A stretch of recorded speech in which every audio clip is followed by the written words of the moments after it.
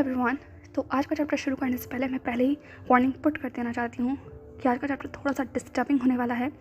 कुछ ऐसी चीज़ों को सुनेंगे जो रियली में आप लोगों को डिस्टर्ब कर सकती हैं। तो पहले ही मैं वार्न कर देती हूँ, ये चैप्टर वही सुनिएगा जो मेंटली प्रिपेयर्ड हूँ, वरना आप इस चैप्टर को सिंपली स्किप कर सकते हैं और नेक्स्ट चैप्टर पर पहुँच सकते हैं।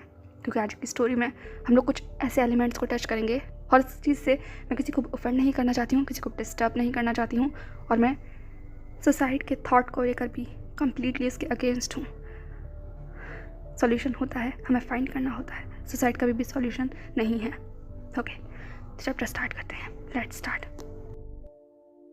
तो लास्ट पार्ट हमने छोड़ा था जहाँ सान अपने साइकेट्रिस्ट के साथ अपनी काउंसलिंग कर रहा था और अपने पास्ट लाइफ के बारे में वो डिस्कस कर रहा था। अब उसके आगे मार्था ने जान की तरफ देखते हुए कहा, जान काम डाउन, मुझे बताओ क्या तुम्हारा कोई फ्रेंड नहीं था? जान ने एक लंबी सांस लेते हुए कहा, फ्रेंड? मैं एक इंट्रोवर्ट, मैं शुरुआत से एक इंट्रोवर्ट किस्म का इंसान हूँ। बहुत सारे फ्रेंड्स मेरे नहीं थे, मेरा सिर्फ एक या दो फ्रेंड थे, वो भी मार्था ने कहा, वो भी क्या जान? जान ने कहा, ये सब कुछ जब हो रहा था ना, तो मैं खुद को रिजर्व कर रहा था। मैंने बात करना बंद कर दिया था। मैं अपने माइंड को डाइवर्ट करना चाहता था, तो पूरा टाइम स्टडी में दे रहा था। पर वो निगाहें, वो मेरा पीछा कभी नहीं छोड़ रही थी। वो पूरा एक साल वो बस मुझे मेरी परछाई की तरफ फॉलो करती रही, ऑल टाइम स्टॉकिंग। मैं जब कैफेटेरिया में होता था तो वो वहीं किसी कोने में बैठकर मुझे देखती रहती थी। जब मैं लाइब्रेरी में होता था तो लाइब्रेरी में भी होती थी। जब मैं क्लास में अपने लेक्चर लेता था तो वो क्लास में भी बस कॉरिडोर में इधर उधर, कभी वाटर बॉटल के बहाने, कभी बस किसी बुक के बहाने ऐसे घूमती थी। पर मुझे पता था वो मुझे देख रही है। आई मीन इट्स रिडिकुलस ना। कितना फनी साउंड कर रहा है ना। आई मीन हम अक्सर ये सब कुछ मूवीज़ में बिल्कुल कंप्लीट ऑपोजिट देखते हैं कि कोई लड़का किसी लड़की को इस तरीके से स्टॉक करता है। पर मेरे केस में आई एम फकिंग विक्टिम। पर बिलीव कौन करता? क्या कोई इस बात पर बिलीव कर पाता कि एक लड़की मुझे स्टॉक कर रही है, वो भी मुझसे 2 साल छोटी? सब मुझ पर हंसते, है ना? ऐसा ही होता ना मार्था, मुझ पर कोई बिलीव नहीं करता because I am a boy. और मैं तो विक्टिम हो ही नहीं सकता ना, मैं तो हरास हो ही नहीं सकता बिकॉज वी आर बॉयज, है ना मार्था ने कहा। जान ने कहा, ये सब कुछ यहीं खत्म नहीं हुआ था। वो बस मुझे मेंटली ब्रोक कर रही थी। मार्था ने कहा, कि उसने कभी तुम्हें फिजिकली भी कुछ करने की कोशिश की? जान ने कहा, नहीं, आई मीन ऐसा कुछ बहुत ज़्यादा ड्रास्टिक उसने कभी नहीं किया। वो बस घूरती थी, वो लेटर्स में सब कुछ लिखती थी, फैंटेसाइज करती थी। उसकी फैंटेसीज बहुत वल्गर थी, अजीब, डार्क। मार्था ने कहा, वो लेटर्स कहाँ है जान ने कहा, वो लेटर्स? मार्था ने कहा, तुमने उन लेटर्स का, तुमने कहा ना तुमने कभी फाड़े नहीं? जान ने कहा, नहीं ऐसा नहीं है, कुछ लेटर्स जो बहुत गंदे होते थे वो मैं फाड़ देता था। मार्था ने कहा, फिर? जान ने कहा, उसका कोई फ़ायदा ही नहीं हुआ क्योंकि उसके पास तो एग्जैक्ट एक कॉपी रहती थी लेटर्स की, सारे लेटर्स की। आई डोंट नो वो क्या प्लान कर रही थी। मुझे तो लगा सिर्फ उसका ये कुछ दिनों का खेल है, ख़त्म हो जाएगा, पर नहीं। मैं अपने फाइनल ईयर में था, 18, आई क्रॉस 18। सब बहुत खुश थे, डैड बहुत खुश थे। हमने एक पार्टी ऑर्गेनाइज की थी and you know what?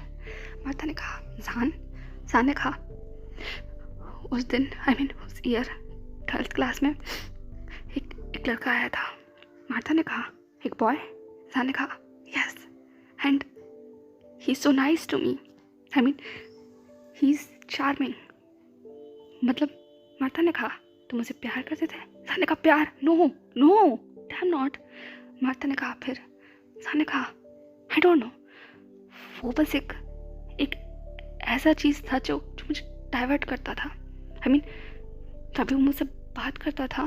Martha ने कहा, वो तुम्हारा फ्रेंड था? जान ने कहा, नहीं, बस शायद बनना चाहता था। मार्था ने कहा, ओके, फिर क्या हुआ? जान ने कहा, हम लोग होमवर्क्स करने लगे, असाइनमेंट्स करने लगे। वो मेरी काउंसलिंग मीटिंग में मेरे साथ रहता था। He is so helping. Martha ने कहा ओके, फिर क्या हुआ? जान ने कहा फिर अचानक से वो मुझसे दूर रहने लगा। मार्था ने कहा क्या तुम दोनों के बीच लड़ाई हुई थी? जान ने कहा नहीं। मार्था ने कहा फिर? जान ने कहा आई डोंट नो।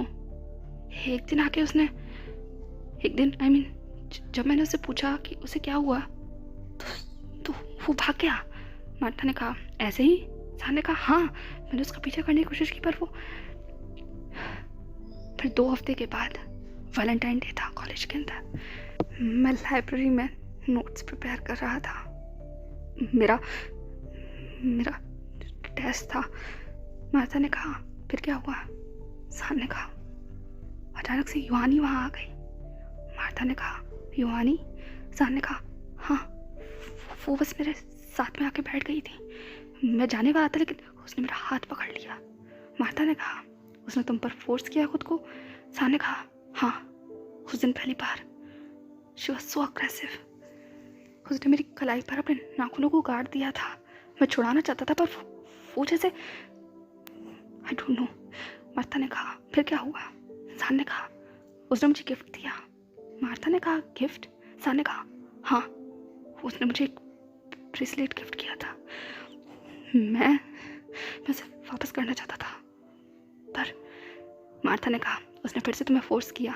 जान ने कहा हाँ, पर इस बार उसने कहा कि अगर मैंने कुछ किया तो वो डैड से कंप्लेन करेगी, अपने डैड को सब कुछ बता देगी कि मैं उसे मोलेस्ट करने की कोशिश कर रहा हूँ। और उसके बाद मेरे डैड का क्या होगा? वो उन्हें जॉब से निकलवा देगी और सबके जिम्मेदार मैं हूँगा। और अगर मैं ये सब कुछ नहीं चाहता तो बस उसे उसका फ्रेंड बनने दें। मैं उस दिन मुझे ऐसा मन कर रहा था, I swear I just want to kill her. Martha ने कहा जान ने कहा बट डैम, मैंने ऐसा कुछ नहीं किया। मैं बस वहाँ बेवकूफ़ों की तरह बैठा रहा। वो जो मुझसे कहती रही मैं बस सुनता रहा। यू नो ना, I am so fucking coward. मुझे एक छोटी सी लड़की कंट्रोल कर रही थी और मैं बस कंट्रोल हो रहा था। I don't know. मार्था ने कहा फिर क्या हुआ? जान ने कहा वो फिर लाइब्रेरी से मुझसे बात कर चली गई। मैं गुस्से में था और वहाँ बस सिर्फ लाइब्रेरी में बुक्स को इधर उधर करने लगा। बहुत लंबा समय हो गया था, सब लोग चले गए थे। फिर अचानक से मार्था ने कहा फिर? जान ने कहा वो आया। मार्था ने कहा कौन? जान ने कहा शियान। मार्था ने कहा वही न्यू बॉय? जान ने कहा हाँ, वो आया और पीछे से उसने मुझे हक कर लिया। मार्था ने कहा क्या? जान ने कहा हाँ, उसने मुझे हक कर लिया। मैं डर गया था। कोई मेरे इतने करीब कभी नहीं आया। ये फर्स्ट टाइम था और वो भी लड़का। ये बात मुझे तब पता चली। पहले तो मुझे लगा ये युवानी है, मैं उसे बस धक्का देने ही वाला था, लेकिन जब मैं मुड़ा तो सामने शियान था। उसकी वो आंखें, ही सो इनोसेंट। मार्था ने कहा फिर क्या हुआ? जान ने कहा मैं उस जगह सिर्फ फ्रोज हो गया था। वो मुझे देखने लगा। उसने खुद को मुझ पर लीन किया और उसने सॉफ्टली मेरे चिक पर किस करते हुए कहा he loves me. I am speechless. मुझे नहीं समझ आ रहा था हो क्या रहा है। उसने मुझे रोज़ दिया और उसने मुझे प्रपोज किया। उसने कहा कि वो मेरा बॉयफ्रेंड बनना चाहता है। ये फीलिंग मेरे लिए बहुत नहीं थी। मुझे लड़कियों ने प्रपोज किया है, युवानी मेरे पीछे है, ये मैं समझ सकता था, पर एक लड़के ने मुझे पहली बार प्रपोज किया है। एंड इनफैक्ट मार्था ने कहा इनफैक्ट क्या? जान ने कहा उस दिन कुछ हुआ था। मार्था ने कहा क्या हुआ था? जान ने गल्प करते हुए कहा मेरी बॉडी वो रिएक्ट कर रही थी। मार्था ने कहा मतलब? जान ने कहा फिजिकली वो अट्रैक्ट हो रही थी उसकी तरफ। मार्था ने कहा ऐसा कभी किसी और के साथ नहीं हुआ? जान ने कहा नो, इट्स फर्स्ट टाइम। मतलब बॉयज़, मतलब मेरे ग्रुप में जो और लड़के थे पहले हुआ करते थे, मैं उनके साथ बैठता था तो वो लोग हमेशा लड़कियों के बारे में बात करते थे। वो डिस्कस करते थे कि वो किस तरीके से उन्हें किस करना चाहते हैं, वो हॉट नाइट स्पेंड करना, पोर्नोग्राफी, जो लड़के करते हैं ना उस एज में, वो सब करते थे, पर मुझे कभी इंटरेस्ट नहीं आया। और उस दिन मुझे पता चला ऐसा क्यों था। फर्स्ट टाइम मुझे पता चला ऐसा क्यों था, क्योंकि मुझे गर्ल्स में कोई इंटरेस्ट नहीं था। शियान जब मेरे इतने करीब था ना, तो मैं उसकी तरफ अट्रैक्ट हो रहा था। और ये चीज़ बहुत शॉकिंग थी, मेरी सेक्सुअलिटी। आई मीन, माता ने कहा फिर तुमने क्या किया? मैंने सामने कहा मैं इससे पहले कुछ करता, पीछे से बुक गिरने की आवाज़ आई। माता ने कहा कोई और भी वहाँ था? सामने ने कहा यूहानी वो वहाँ थी। उसने हम दोनों को इतना करीब देखा और वो बस मुझे घूर कर वहाँ से चली गई। उसकी आंखों में मुझे उस दिन आई कांट एक्सप्लेन। माता ने कहा पर तुमने क्या किया? सान ने कहा मैं कन्फ्यूज हो गया था। मुझे जो उस दिन रियलाइज हो रहा था, मेरी बॉडी के अंदर वो डरा रहा था मुझे। और शियान, मैं उसके साथ कुछ मैंने उसे पुश कर दिया। माता ने कहा तुमने उसे पुश किया? सान ने कहा हाँ, मैंने उसे पुश किया और मैं बस वहाँ से चला गया। मैंने उसे कोई जवाब नहीं दिया। मैं वहाँ से चला गया, बस भाग गया और मैं घर आ गया। पर घर आने के बाद भी बार बार शियान का चेहरा मेरे आंखों के सामने आ रहा था। मुझे बहुत अजीब लग रहा था उसके लिप्स, वो किस करने की एक जो अंदर आई कांट एक्सप्लेन, वो बहुत अजीब था। मेरी बॉडी के साथ वो सब कुछ होना, उसने मुझे डिस्ट्रेस कर दिया था बहुत ज़्यादा। कुछ दिन तक ऐसे ही रहा। शियान मेरे पास आता, वो मुझे अप्रोच करने की कोशिश करता और मैं सिर्फ भागता रहता। पर कहीं ना कहीं मैं डीप डाउन इनसाइड जानता था कि मैं भी उसके पास जाना चाहता हूँ। मैं उससे प्यार नहीं करता था, पर एक अट्रैक्शन था हम दोनों के बीच में और इसे मैं डिनाई नहीं कर सकता था। पर मार्था ने कहा फिर क्या हुआ सान ने कहा एक दिन मैंने उसे अप्रोच करने के बारे में सोचा। मार्था ने कहा तुम खुद को एक्सेप्ट कर रहे थे? सान ने कहा नहीं, मैं खुद को टेस्ट करना चाहता था। मार्था ने कहा क्या? सान ने कहा यही कि मैं उसके साथ वो सब कुछ। मार्था ने कहा तुम सेक्सुअली उसके साथ वो सब कुछ करना चाहते थे? सान ने कहा I don't know, fat dreams आना, उसके बारे में इमेजिन करना, फैंटेसाइज करना, वो वल्गर था, डर्टी था, पर वो रिलैक्सिंग था। मेरी बॉडी हर रोज की तरह ये तो सान स्ट्रगल करने लगा। मार्था ने कहा कोई बात नहीं सान, आई कैन अंडरस्टैंड। तुम उस टाइम पर प्यूबर्टी को हिट कर रहे थे और तुम्हारी बॉडी में चेंजेस हो रहे थे और तुम फिजिकली उसके साथ अट्रैक्ट हो रहे थे। I can understand. आगे क्या हुआ? सान ने कहा तो मैंने उसे अप्रोच करने के बारे में सोचा। वो आया, पर उस दिन वो कुछ डरा हुआ लग रहा था। मार्था ने कहा मतलब? सान ने कहा मैंने उससे कहा कि क्या मार्था ने कहा तुमने क्या कहा सान ने कहा कैन आई किस यू? तुमने उसे किस करने के लिए अप्रोच किया? मार्था ने पूछा। सान ने कहा मैं बस उसे मैं उसे किस करना चाहता था। मार्था ने कहा ओके, फिर क्या हुआ? सान ने कहा पर मैं जब उसके पास पड़ा उसने मुझे पुश कर दिया। मार्था ने कहा व्हाट? पर वो तो तुम्हें पसंद करता था ना? सान ने कहा एग्जैक्टली, उसी ने मुझसे कहा था कि वो मुझे पसंद करता है और उसने मुझे किस भी किया था अपने मेरे चिक पर। और पर जब मैंने उसे किस करने के लिए अप्रोच किया और मतलब उसने मुझे बहुत अजीब तरीके से पुश किया और वो मुझे डिस्गस्ट में देखने लगा। मैं उस टाइम पे हिल गया था। मुझे समझ नहीं आया।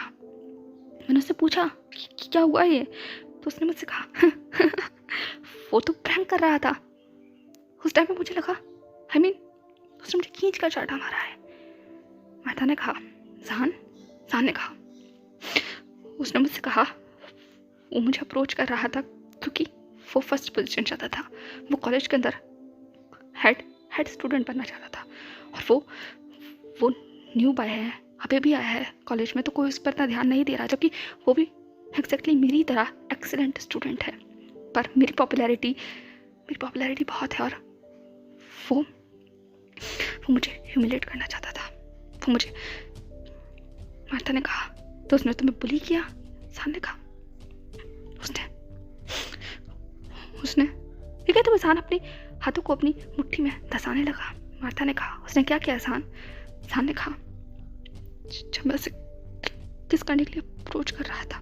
तो जब मैंने उससे पूछा कैन आई किस यू, उसने उससे रिकॉर्ड किया। माता ने कहा रिकॉर्ड किया, सा ने कहा उसने वो सब रिकॉर्ड किया और स्कूल की वेबसाइट पर डाल दिया। ये कहते हुए शान पूरी तरह से टूट गया था। माता ने कहा शान ने कहा वो बहुत बहुत बहुत बुरा था। सब लोग मुझे बस एक दिन में जो एक्सीलेंट स्टूडेंट था जिसको सब प्रेज करते थे वो सिर्फ मजाक बन गया था। सब मुझ पर हंसने लगे, सब मुझे ह्यूमिलेट करने लगे, क्योंकि हम जहाँ रहते थे गे होना कोई नॉर्मल चीज नहीं थी। वहाँ लोग हमें जिस नजरों से देखते थे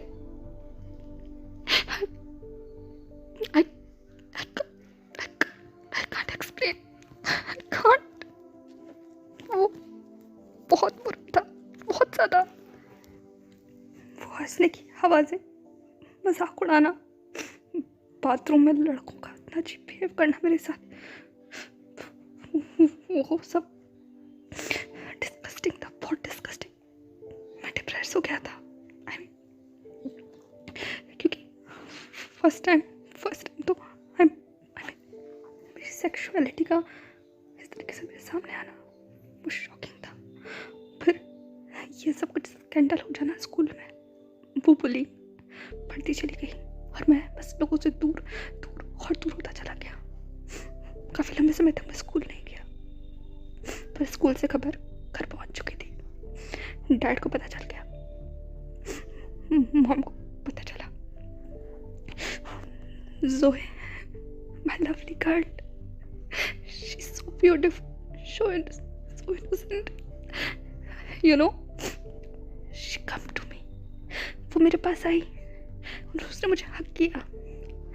जब किसी ने I mean डैड और मॉम वो समझे नहीं पहले, वो मुझसे नाराज थे, पर वो मेरे पास आई थी।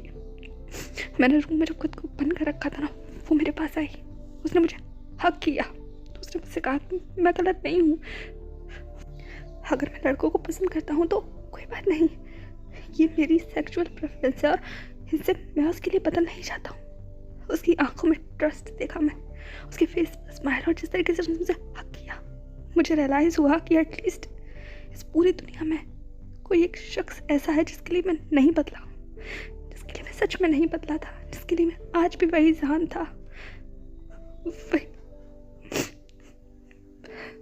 I love her so much, but I can't protect her. I can't. मुझे नहीं पता था कि लोग सिर्फ मुझे बुली नहीं कर रहे, लोगों से भी बुली कर रहे, पर मुझे पता ही नहीं चला कभी इस बारे में। मैं सिर्फ अपने ही दुख में अंधा हो गया था। But she is so strong. She's fighter. ठीक है, तो जहान पूरी तरीके से बिखर गया। मार्था ने कहा जहान ने कहा। उसके बाद मेरे मार्था ने कहा तुम्हारे पेरेंट्स? जहान ने कहा हाँ। जब वक्त थोड़ा और गुजरा तो मॉम केम टू मी। वो भी धीरे धीरे समझ रही थी, उनके लिए शॉकिंग था, पर उन्होंने मुझे एक्सेप्ट किया। डैड ने भी मुझे एक्सेप्ट किया। मार्था ने कहा क्या वो गुस्सा थे? जहान ने कहा मैं फील कर सकता था कि वो मुझसे डिसअपॉइंट थे। गुस्सा था, आई डोंट नो, पर डिसअपॉइंट थे। और ये चीज़ मेरे लिए बहुत ब्रोकन थी, क्योंकि मैं अपने पेरेंट्स को प्राउड करवाना चाहता था। उनकी बहुत सारी एक्सपेक्टेशन थी मुझसे, और क्योंकि मैं उनका सिंगल सन था तो ये मेरी जिम्मेदारी थी और मुझे उनकी एक्सपेक्टेशन को पूरा करना था। इसीलिए मैंने अपना सारा दिन पढ़ाई पर लगा दिया। मैंने फिर से कॉलेज जाना शुरू किया। मार्था ने कहा ग्रेट जहान, तुम फाइटर हो। जहान ने कहा पर कॉलेज मेरे लिए पहले जैसा नहीं था, कोई भी खुश नहीं था, सब हंसते थे, पर अब मैंने इग्नोर करना शुरू कर दिया था। 2 महीने गुजर गए। मार्था ने कहा फिर क्या हुआ जहान? जहान ने कहा इन 2 महीनों में कुछ बदला था। मार्था ने कहा क्या? जहान ने कहा युवानी। मार्था ने कहा युवानी।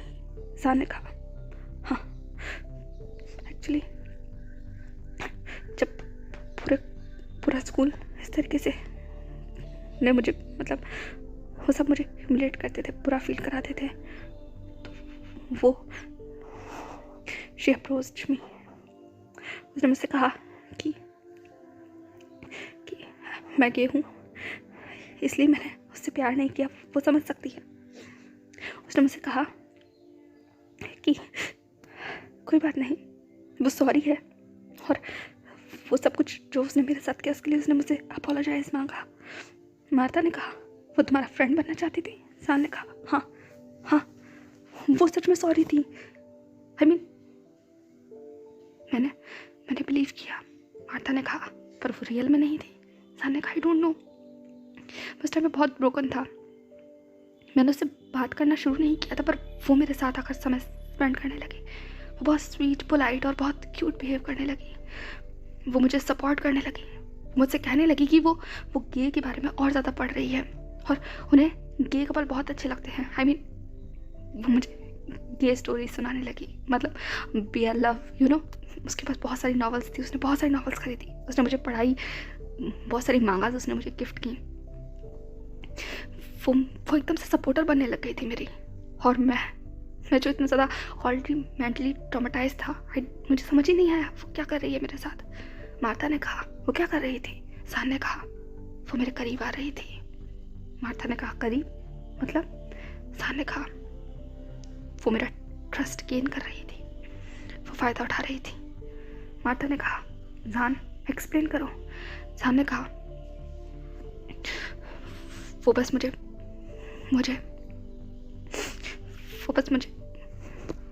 बस मैनिपुलेट कर रही थी, यही कोशिश कर रही थी अगर वो मेरी इस वनरेबल स्टेट का फ़ायदा उठाएगी तो वो मेरे करीब आ सकती है।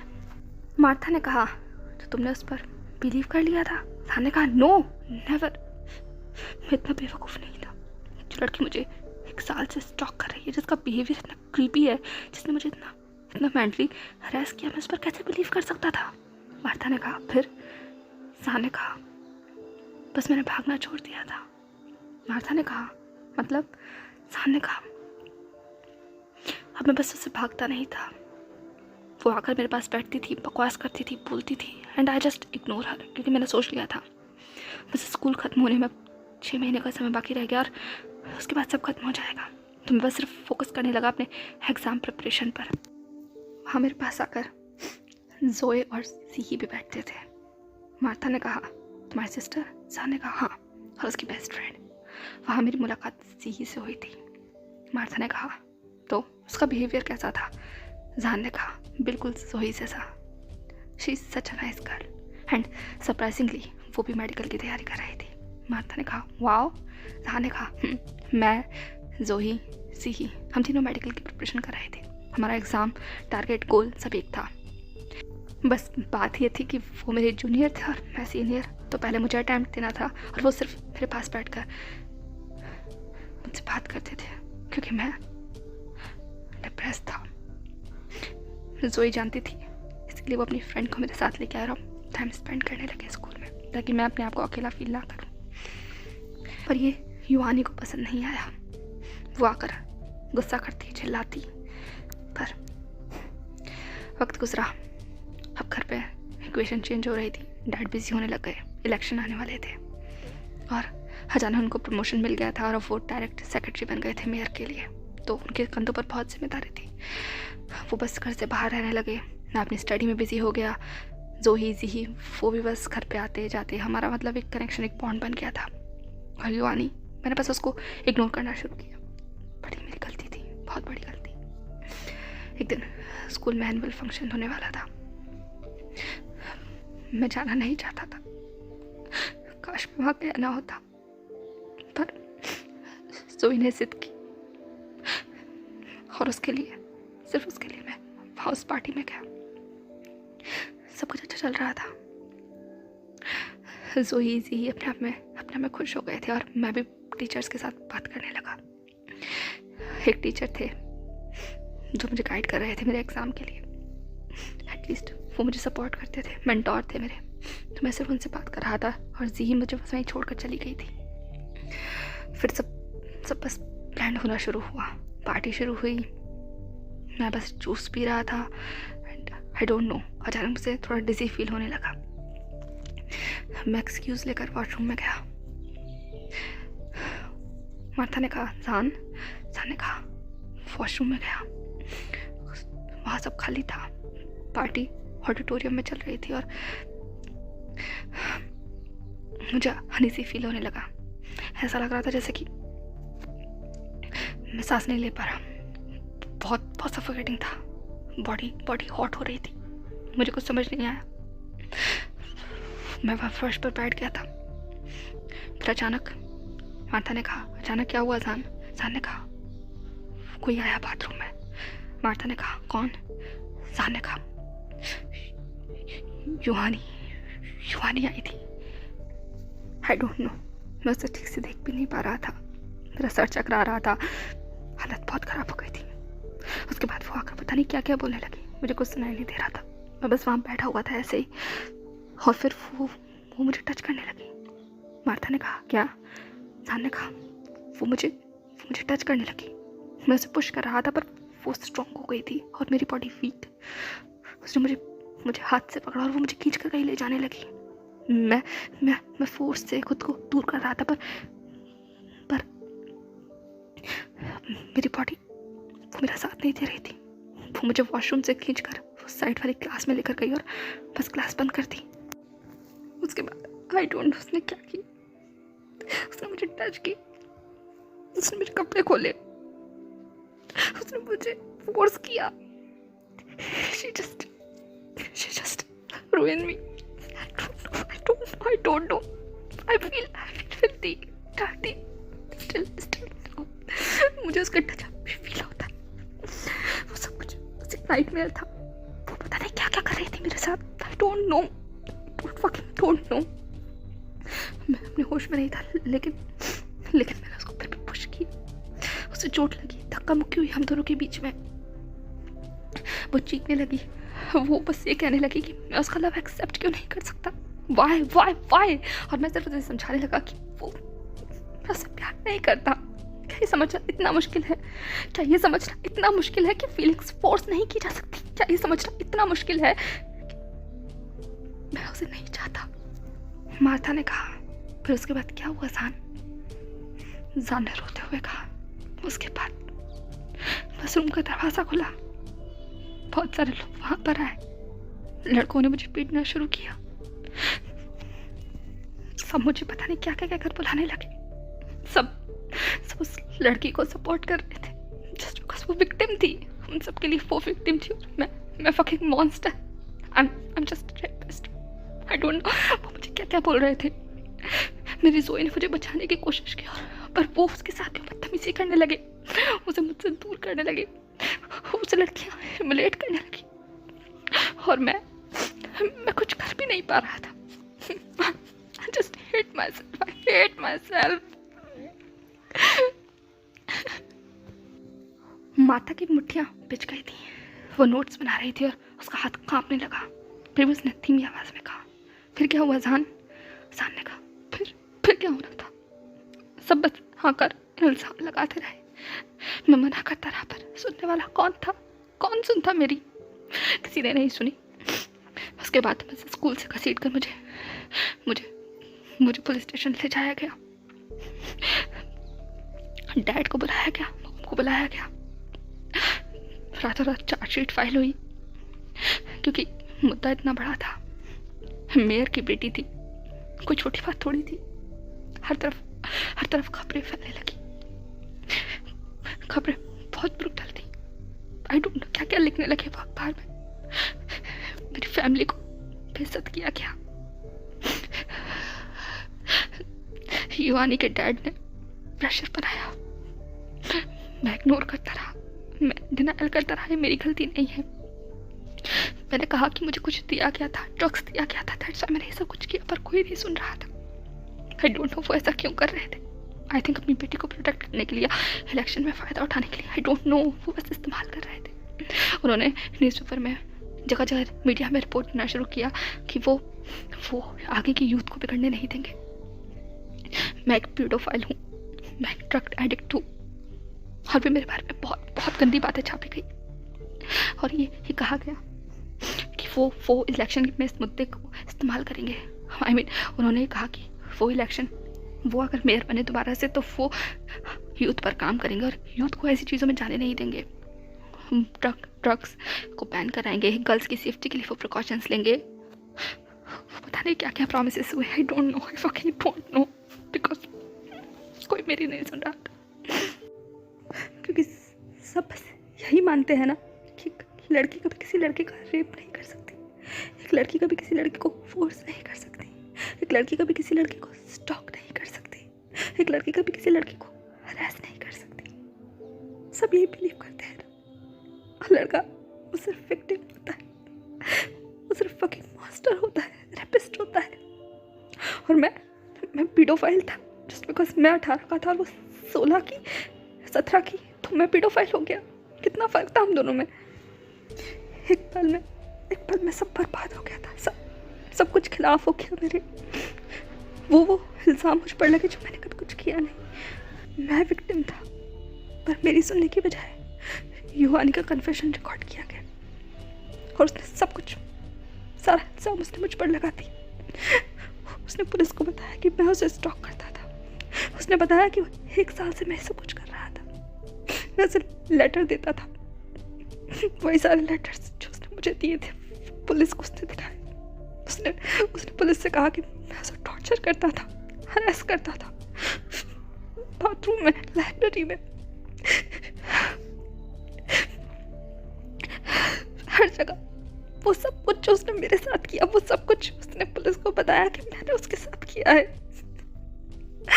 And I'm just fucking victim there. वो मेरी नहीं सुन रहा था। सब कुछ बस ताश के पत्तों की तरह बिखरे जा रहा था और सब बस सान बस टूट गया था, बिखर गया था। मार्था की आंखों में भी आंसू आ गए थे। उसने सान को इतना टूटते बिखरते हुए नहीं देखा। इतना डिटेल में आज सान ने सब कुछ बताया है। मार्था ने बहुत कुछ नया जाना है सान के केस में। सान पहले भी इसे कुछ बता चुका है, पर आज कुछ नया है, कुछ अलग है। सान बहुत बहुत बारीकी से सब कुछ बता रहा है, पर हर बार सान ऐसे ही टूटता है, ऐसे ही। मार्था ने कहा, आगे क्या हुआ सान? सान ने कहा, फिर मॉम ने लॉयर हायर किया था। वो मॉम की साइड से था। डैड की जॉब चली गई। वो हमारी फैमिली का जितना भी पैसा था वो सब उस केस में लग रहा था। I mean, मॉम की साइड से जो लॉयर आए थे वो बहुत स्ट्रांग थे। मॉम की फैमिली रिच थी, पर डैड बहुत ज़्यादा ऑनेस्ट पर्सन थे, तो उन्होंने कभी मॉम की हेल्प नहीं ली। पर फाइनली अंकल आए, उन्होंने मेरी सारी बात सुनी एंड सरप्राइजिंगली उन्हें मुझ पर यकीन था।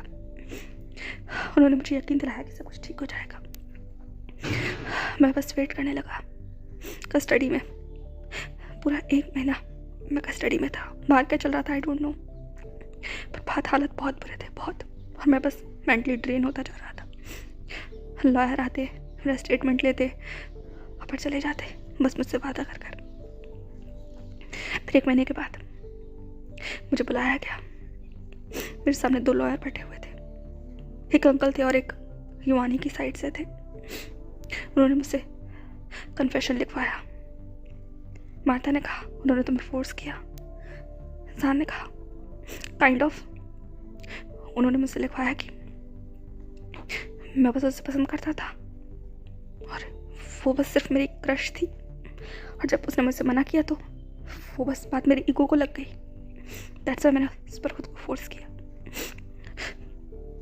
मेरे खुद के अंकल ने मुझसे ये करने को कहा। मुझे कुछ समझ नहीं आ रहा था मैं क्या करूं, पर मैं नहीं किया क्योंकि अंकल ने बताया कि डैड बहुत परेशान है, हालत बहुत खराब है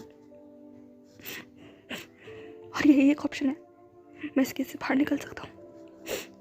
सिर्फ एक्सेप्ट करना है और एक अपॉलॉजी मांगनी है मजिस्ट्रेट के आगे, युवानी के आगे।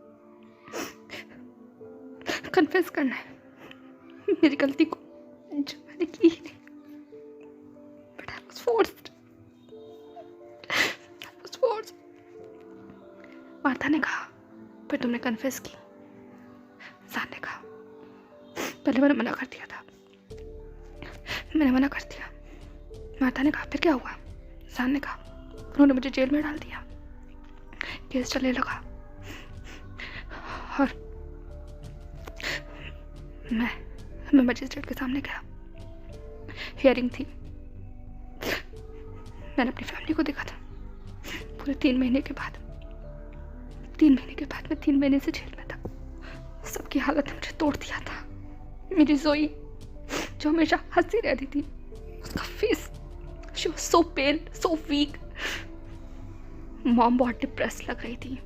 डैड, सबकी हालत खराब थी। मैं समझ गया था कि ये सब कुछ इस केस का असर है जो उन पर इतना हो रहा है। यूहानी के डैड सिर्फ सब कुछ फोर्स कर रहे थे, जल्दी जल्दी सब कुछ करवाना चाहते थे ताकि इलेक्शन में उनको फ़ायदा हो सके। इसीलिए केस की हियरिंग भी जल्दी जल्दी होने लगी।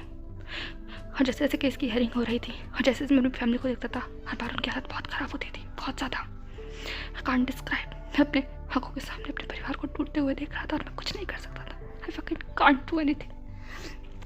एंड एक दिन जब अंकल आए थे, लायर अंकल, उन्होंने मुझसे पूछा क्या मैं यही चाहता हूँ। मैंने उनसे कहा, मेरी कोई गलती नहीं है तो मैं क्यों एक्सेप्ट करूँ। अंकल ने कहा, क्योंकि वो लोग बहुत पावरफुल हैं, तुम्हारे पास कुछ ऐसा नहीं है जो तुम्हें प्रूव कर सके, तुम्हारी इनोसेंस को प्रूव कर सके। तब मैंने उन्हें बताया था कि मैंने कैसे हेड टीचर से कंप्लेन की थी और वो भी बताया जो मुझे यूहानी ने बताया था कि वो उसके स्टेप डैड है। जब अंकल ने ये सुना था तो उन्होंने मुझे एक लुक दिया था। उन्होंने कहा, ये तो बहुत वैलिड पॉइंट है और ये हम कोर्ट में इस्तेमाल कर सकते हैं। उनके साथ कॉम्प्रोमाइज़ करने में इस्तेमाल कर सकते हैं। मुझे लगा था कि वो मुझे बेगुनाह साबित करवाएंगे, पर तो सिर्फ कॉम्प्रोमाइज़ था। उन्होंने मुझसे कहा कि हम कोर्ट के बाहर सेटलमेंट कर लेंगे इस पॉइंट को लेकर, अगर मैं सही कह रहा हूँ तो, क्योंकि वो एक पॉलिटिशियन है और उनकी इज्जत पे बात आ जाएगी। तो वो बस वहाँ से चले गए। आई डोंट नो उनके बाद उन्होंने क्या किया। मैं वेट करता रहा एंड 5 महीने हो गए और जब 5 महीने में उस जेल से बाहर आया तो बाहर पहले जैसा कुछ भी नहीं था। सब बर्बाद हो चुका था। मुझे कोई लेने नहीं आया। मैं लॉयर अंकल के साथ घर पे पहुंचा तो घर अंधेरे में डूबा हुआ था, पूरा घर। घर के बाहर लोगों ने ब्लैक स्प्रे से न जाने क्या क्या लिख रखा था। वो बहुत ह्यूमिलेटिंग था। मैं डरा हुआ था। मैं अंदर गया, सब कुछ खाली था। मैंने मोम को आवाज लगाई, वो रूम में थी। मैंने जोई को आवाज लगाई। मुश्किल था मेरे लिए सबको फेस करना। जोई ऊपर थी, मेरी आवाज सुनकर वो नीचे आई, पर वो पहले की तरह नहीं लग रही थी। मैंने सोचा था वो हंसेगी मुझे देखकर, एटलीस्ट वो तो, पर नहीं, उसकी आंखों में आई डोंट नो। पर डैड आए थोड़ी देर बाद। वो कहीं बाहर से आ रहे थे, कोई पेपर वर्क कर कर। हम लोग हॉल में बैठे, पर हमारे बीच में ज़्यादा बात नहीं हुई। मैं अभी भी मॉम और डैड को फेस नहीं कर पा रहा था और मॉम और डैड वो भी, आई नो मैंने उन्हें डिसअपॉइंट किया है, पर एटलीस्ट उन्हें मुझसे पूछना तो चाहिए था ना। पर मुझे लगता है वो अभी तक मेरी सेक्सुअलिटी वाले उस इंसिडेंट से बाहर नहीं आए थे, क्योंकि उस इंसिडेंट के बाद से हम लोग के बीच में डिफरेंसेस आ गए थे। वक्त गुजरा, सोचा था सब कुछ नॉर्मल हो जाएगा, एटलीस्ट इतना नॉर्मल कि हम लोग एक दूसरे से बात कर पाएंगे, पर ऐसा कुछ भी नहीं हुआ। घर से बाहर निकलना बहुत मुश्किल हो गया था। कोई भी पहले की तरह रिस्पेक्ट नहीं करता था। ह्यूमर्स हर जगह फैल चुके थे, सब लोग बातें बनाते थे। आंटीज कर मॉम को बातें सुनाती थी। मॉम जब वेजिटेबल लेने जाती थी या ग्रॉसरी लेने या कहीं पर भी जाती थी तो हमेशा रो कर वापस आती थी घर पर। डैड उनकी जॉब चली गई थी और कहीं और जॉब मिलना नामुमकिन हो रहा था। परेशानियां बढ़ती जा रही थी और मैं बस डिप्रेस होता जा रहा था। घर में कोई किसी से बात नहीं करता था। हम लोग डिनर टेबल पर बैठते थे पर जोई ने स्कूल जाना शुरू किया। वो स्कूल जाने लगी, मैं भी किसी और स्कूल में अप्लाई करने लगा। वक्त गुजर चुका था, लगभग 2-3 महीने हो गए थे इस इंसिडेंट को हुए हुए। मुझे आगे स्टडी तो करनी ही थी ना। डैड ने कहा था ना, स्टडी इज इम्पोर्टेंट, तो मैं अपना ध्यान स्टडी में लगाना चाह रहा था।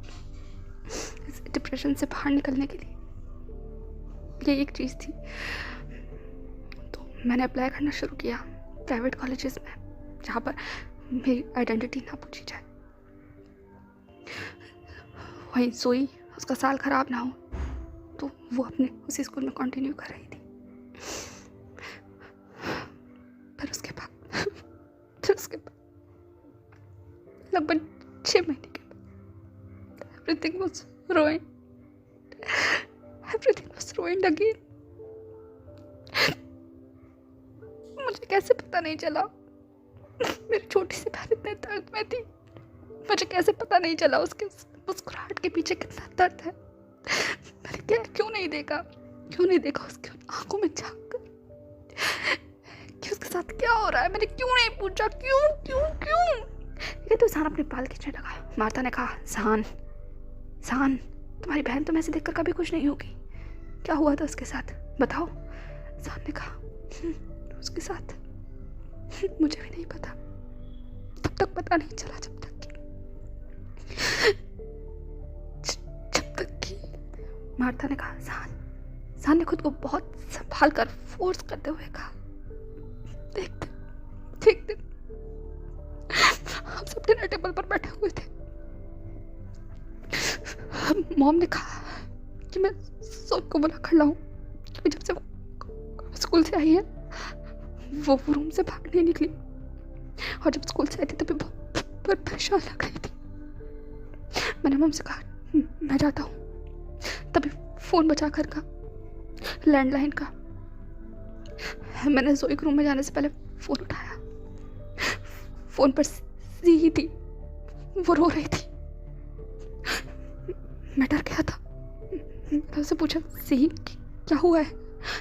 सी ने कहा, सान आप बोल रहे हैं ना।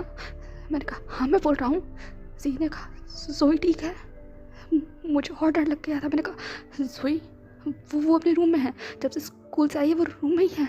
जी ने कहा, आज स्कूल में बहुत बुरा हुआ है उसके साथ, प्लीज़ उसको संभाल लीजिएगा। आई एम सॉरी मैं उसको प्रोटेक्ट नहीं कर पाई।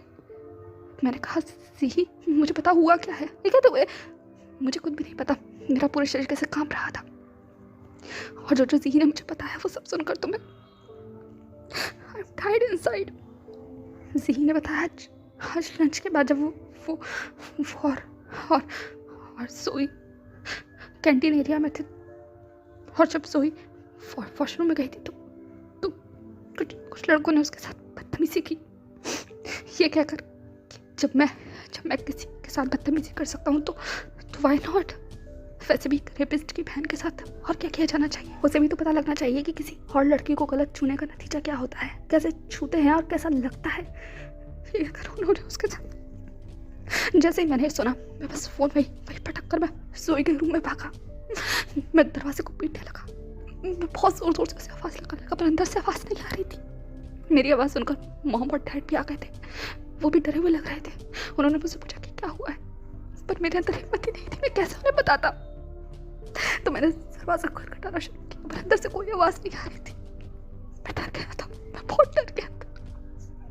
एट लास्ट मैंने और डैड ने मिलकर दरवाजे को तोड़ा। Why? मैंने क्यों देखा उस सीन को? I hate। ये तो जान पूछने के साथ बिखर गया था। वो वहीं बस काउच पर खुद को बस कोसने लगा। माता बस देख रही थी, उसकी मुट्ठियाँ बिछी हुई थी। वो सुन चुकी है, पर आज फिर से सुनने में उसके भी शरीर में एक डर दौड़ रहा है। फाइनली कुछ देर के बाद मार्था ने हिम्मत कर सान को आवाज़ लगाई। उसने कहा, सान ने अपनी उन आंसू भरी आंखों से मार्था की तरफ देखते हुए कहा, जब मैंने रूम खोला, now that रूम के अंदर गए,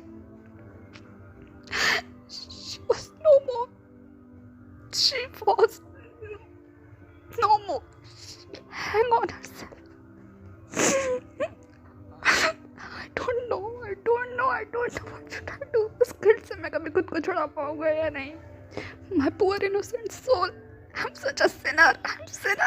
What I hate myself. I hate. ये कहते हुए ज़ान अपने हाथों को जोर जोर से पीटने लगा. उसकी मुट्ठियों से खून बह रहा था. वो खुद को चोट पहुंचा रहा था. मार्था ने कहा, ज़ान ने कहा, उसके बाद जानती हो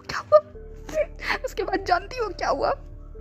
डैड ने जब वो हालत देखी, डैड ने जब अपनी बेटी को ऐसे देखा, he had a heart attack.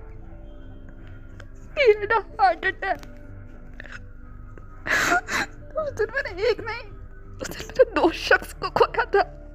2 शख्स मेरी जिंदगी से चले गए. मेरी वजह से 2 लोग चले गए. Martha, what should I do? मुझे उनकी आवाज़ें सुनाई देती हैं. Mom, she was mentally unstable. मेरी वजह से मेरी पूरी फैमिली खत्म हो गई. मार्था, सिर्फ मेरी वजह से.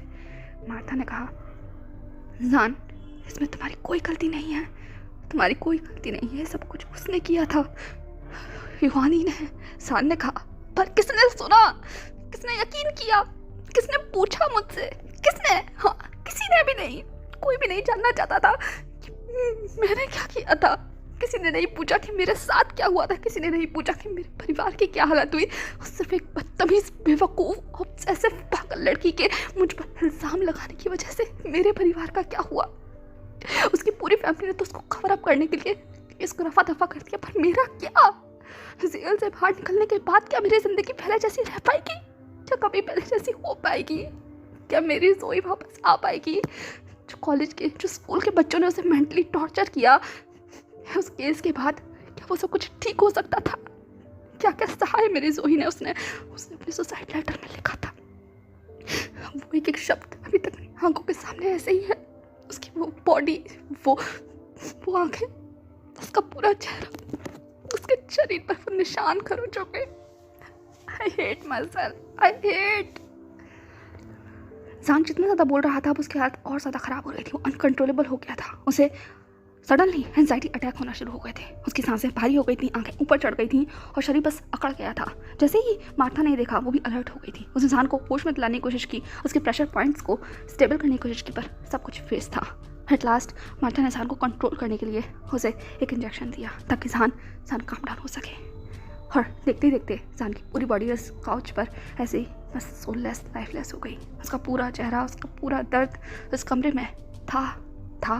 मार्था के कानों में अभी भी ज़ान की आवाज़ें गूंज रही थी और मार्था भी बस चेयर पर बैठ गई. ये प्रोफेशनल लाइफ आसान नहीं है. एक साइकेट्रिस्ट की ज़िंदगी आसान नहीं होती. जब वो ऐसे केस सुनते हैं और अपने पेशेंट को इस तरीके से देखते हैं तो वो अंदर तक हिल जाते हैं. और ज़ान का केस, उसकी लाइफ, क्या कसूर था आखिरकार उसका? क्या इसके पास किसी चीज़ का जवाब है? कोई इसका जवाब दे सकता है? किसी पर इल्ज़ाम लगा देना, उसे उस जुर्म की सज़ा देना जो उसने कभी नहीं की है, और फिर ऐसे सब कुछ ख़त्म कर देना जैसे कुछ हुआ ही नहीं था. पर ख़त्म नहीं होता. ऐसी चीज़ें ख़त्म नहीं होती. ज़िंदगी कभी पहले जैसी नहीं होती. ना ही लोगों की निगाहें. वो निगाहें हमेशा तुम्हें बताती हैं कि तुम्हारा कसूर क्या था. तुम उनकी आंखों में खुद को मुजरिम देख सकते हो. वो निगाहें कभी पीछा नहीं छोड़ती, कभी भी नहीं. और मार्था ज़ान के केस में सिर्फ यही कह सकती है कि ज़ान सिर्फ विक्टिम था. एक पुअर विक्टिम जो आज तक सज़ा काट रहा है उस जुर्म की जो उसने कभी किया ही नहीं. हे एवरीवन, आई नो आज का चैप्टर बहुत डिप्रेसिंग था. मैंने स्टार्टिंग में ही वार्निंग दी थी, बट जिन भी लोगों ने यहाँ तक कंटिन्यू किया हो और जिसको भी बहुत सैड फील हुआ तो I am really sorry. But just ये जो ज़ान का पूरा इंसिडेंट मैंने आप लोगों के साथ डिस्कस किया, ये रियलिटी है. ये भी रियलिटी होती है, एक डार्क रियलिटी. एक्चुअली जब इस तरीके की कभी भी सिचुएशन आती है ना, तो हम बहुत बायस्ड हो जाते हैं, जेंडर बायस्ड, जहाँ पर हम सिर्फ गर्ल को एक विक्टिम की तरह देखते हैं और बॉय अक्सर कल्प्रिट हो जाते हैं। मैं किसी स्पेसिफिक गर्ल या सभी गर्ल्स के बारे में बात नहीं कर रही हूँ, बट चुनिंदा कंडीशंस में ऐसा भी हो सकता है जहाँ सच में एक लड़का हरेस हुआ हो, सच में एक लड़की ने एक लड़के को मेंटली डिप्रेस किया हो। बट हम लोगों के माइंड में ना एक्चुअली ये पिक्चर ही होती है, सेट हो चुका होता है कि अगर स्टॉकिंग है, ऑब्सेशन है, परेशान करना है, हरास करना है, मोलेस्टेशन करना है, तो ये सब कुछ एक लड़का ही कर सकता है, गर्ल ऐसा कभी कर ही नहीं सकती। तो एक्चुअली हम जब हमारे सामने इस तरीके की पिक्चर आती है ना, तो हम दोनों साइड की स्टोरी में बायस हो जाते हैं। दैट्स वाई मैंने इस तरीके की कोई सिचुएशन को आप लोगों के सामने पुट किया, ताकि ये रियलिटी भी हम टच कर सकें। क्योंकि ऑल टाइम एक फ्रेम रखकर सिचुएशन को देखना, पिक्चर को देखना, ये करेक्ट नहीं है। सिर्फ एक सिचुएशन को देखकर जजमेंटल हो जाना, पिक्चर है उसको ना समझकर सिर्फ जो सामने है उसी पर यकीन करना, ये ठीक नहीं है। कभी कभी चीज़ों को ना गहराई से समझने पे हमें सच में समझ आता है कि हाँ, सिचुएशन ऐसी भी हो सकती है। एंड सिचुएशन के आफ्टर रिजल्ट बहुत ज़्यादा ड्रास्टिक हो सकते हैं। एक छोटा सा इल्ज़ाम किसी की ज़िंदगी को किस हद तक बदल सकता है ना, ये हम सोच भी नहीं सकते। केस उसके लिए रफा दफ़ा हो जाएगा, बट जिस इंसान के साथ ये हुआ होगा ना, जो रियल में विक्टिम होगा ना, उसकी लाइफ कंप्लीटली चेंज हो जाती है। आई मीन पहले जैसी कभी नहीं रह पाती। वो स्कार माइंड में रहता है, हमेशा रहता है। ट्रस्ट इश्यूज, खुद पर क्वेश्चन करना, लाइफ में मूव ऑन करना, इट्स नॉट सिंपल। लोगों की आंखों में अपना अक्स देखकर हमें सच में माइंड में सवाल आता है, क्या हम सच में ठीक हैं? खुद पर ही जो एक क्वेश्चन उठने लग जाता है ना इस छोटी सी सिचुएशन से, it's so depressing. So that's all for today video. And इस वीडियो के थ्रू मैं किसी को ऑफेंड नहीं करना चाहती थी, और जस्ट एक पॉइंट था, मतलब एक पॉइंट का सेकंड साइड था जो मैं आप लोगों के सामने पोर्ट्रे करना चाहती थी। तो आप लोग अपने व्यूज़ डेफिनेटली मेरे साथ शेयर कीजिएगा कि आप लोग इस पूरे इंसिडेंट और इस पूरे सिनेरियो के बारे में और इस सिचुएशन के बारे में आप लोगों का क्या थॉट है। डेफिनेटली मेरे साथ शेयर कीजिएगा। एंड चाहो तो आप मुझे क्रिटिसाइज़ भी कर सकते हैं। एंड आई रिपीट अगेन, मैं कोई जेंडर बायस नहीं हूँ, मैं सभी लड़कों के बारे में बात नहीं कर रही हूँ। मैं सिर्फ एक जनरल लड़कियों के बारे में बात कर रही हूँ जो इस तरीके की नादानियाँ कर देती हैं और इस तरीके की सिचुएशन क्रिएट कर देती हैं। एंड मेरी मोस्ट ऑफ द लिसनर शायद में भी गर्ल्स ही हैं। अगर कोई बॉय भी हो तो डेफिनेटली कमेंट सेक्शन में मुझे बताना। ओके, चलिए मिलते हैं नेक्स्ट पार्ट में। तब तक के लिए वीडियो पसंद आया तो लाइक कर देना, अपने कमेंट्स के साथ डेफिनेटली शेयर करना। Till then, bye bye.